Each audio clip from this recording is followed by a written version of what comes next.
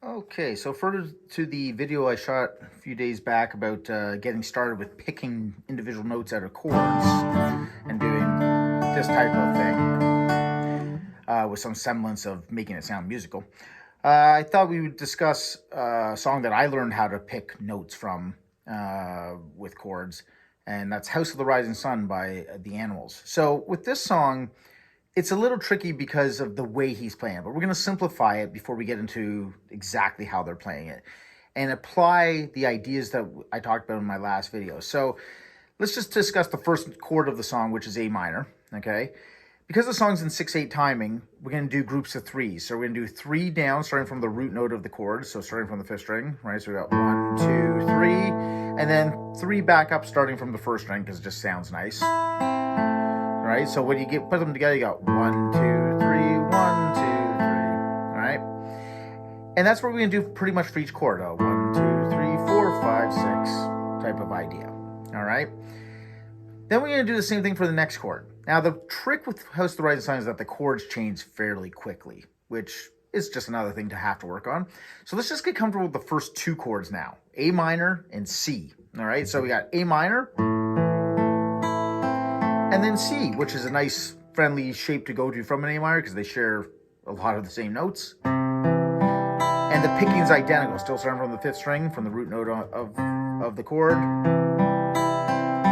we're doing the exact same picking pattern. So far we got this. All right. Once you get comfortable with that idea, let's add in the 3rd chord, which is a D chord. Okay. So the D chord would be the same concept, but the root note now is on the 4th string. So we got to get comfortable going. All right. So here it is, all 3 chords. All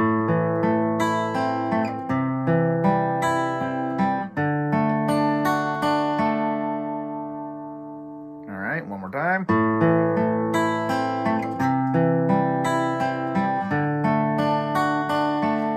You want to work on those 3 chords until that feels comfortable to transition from one to the other and do the picking sort of idea with it, right? Once you get comfortable with that, then we come on to the 4th and most dreaded chord for most players, which is the F chord.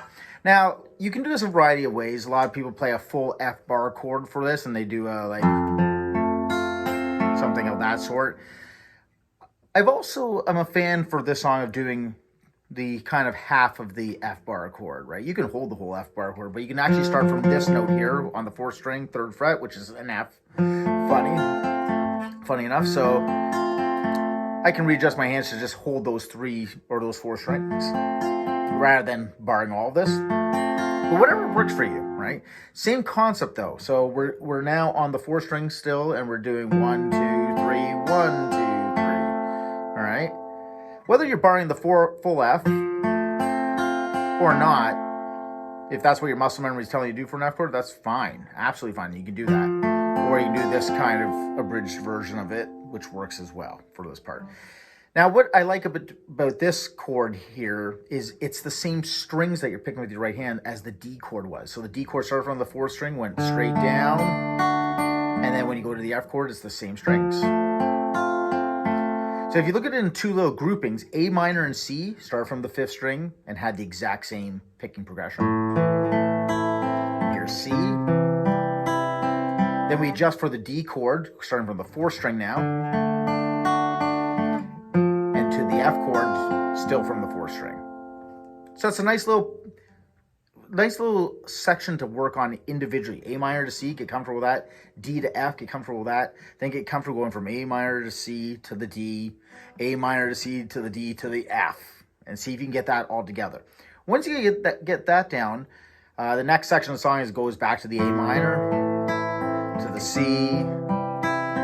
to the E, I believe. Right? But what usually people get hung up on is those first 4 chords. So I challenge you to just look at those first 4 chords, first in groups of 2, so A minor and C as a package. Work on just getting comfortable. Right? Then think of D and F as a package. And then think about trying to put them all together.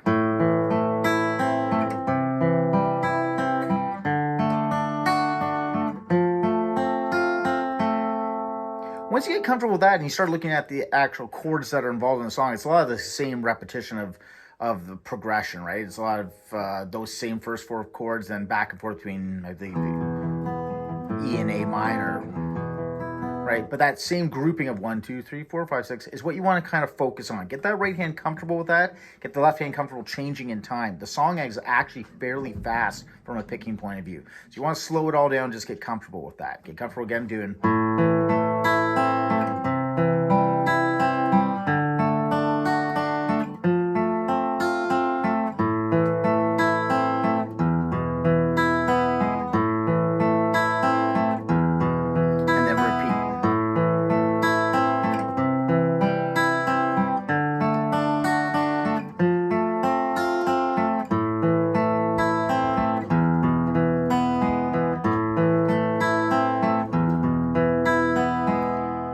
Get comfortable with just that sort of idea and mess around with it and see if your hands can link together as far as timing of how they're doing that.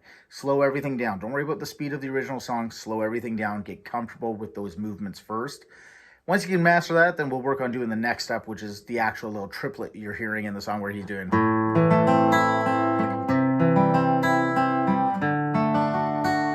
Right, that sort of idea. But that's for another day. For now, nice and steady, one note at a time. Good luck.